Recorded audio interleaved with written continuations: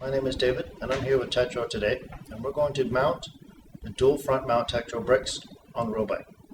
There are a few benefits. One, good modulation from the dual mount brakes, so it's a little bit stiffer, and ease of use and mounting, as well as there are good tire clearance up to 28 feet. If you'd like, we can go ahead and get started. Tools needed for installing dual mount front road brake: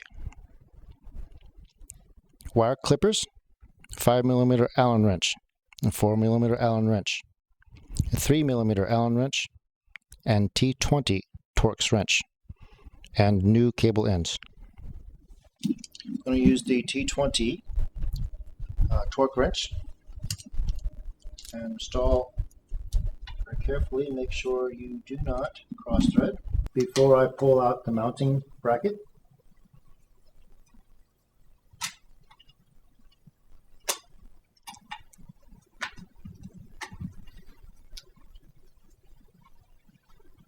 Okay, each side is evenly threaded in, just a few threads. Now I can safely pull out the mounting bracket, place that aside, and I can finish torquing this down.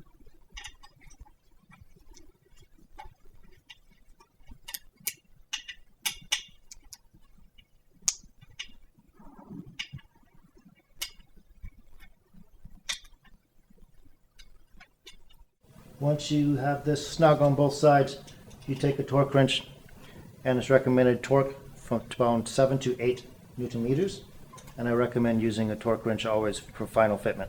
Once I have mounted the brake, I'm going to, I prefer and recommend taking the bike off the rack,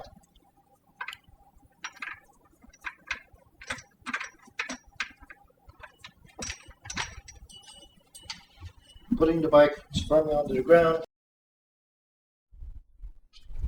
then setting the wheel into the dropouts. And for me, this allows to make sure that the wheel is in straight. Make sure the wheel is in straight. Then clamp, and I place the bike back into the work stand. The next step is routing the cable. So I'm going to route the cable through a tension bolt.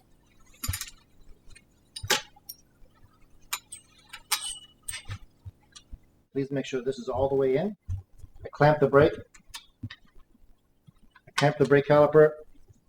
I pull the cable through, and then I snug the cinching bolt like that. The one thing that I tend to do is, if you've noticed, I've left the adjusting for the adjuster open. That leaves me room for, once I've done this, is I can use this to compress and stretch the cable once I'm done. I'm now going to adjust the pads evenly onto the rim from both sides. I start by placing the pad near the rim, snugging it up. Then I can take and pull the brake lever. Once I've pulled the brake lever, again, slightly loosen. That makes sure that the pad is even onto the rim, making sure that the rim is evenly lined for the wheel. And then I re-snug it back up, release the brake, and then finish torquing onto the other side, loosening up the pad, taking the brake, pulling the brake lever just a little bit, not too much. If you pull too much, you start getting some deflection. You snug the brake pad back up. Now the brake pad is even with the rim. And then again, I torque back down to spec. And then you have even pads aligned properly. I check for clearance and snug this up to torque. You also need, on the dual mounts, you're going to need to center the brakes from left and right. The best way to check is you pull the brake and you check to see if the wheel is being pulled from one side or the other. Currently it's being pulled from left to right, so now I need to adjust the center to where the pad hit evenly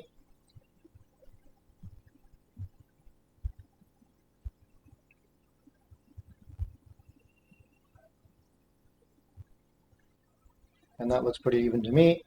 So pull on the brake and you get no pull from the wheel from left to right. Now I'm going to do a final cut, and I usually cut it right around level with the brake pad bolt. You don't want it too long. You definitely don't want it too short in case you have to adjust for the cable later. Now I'm going to put the cable ferrule on,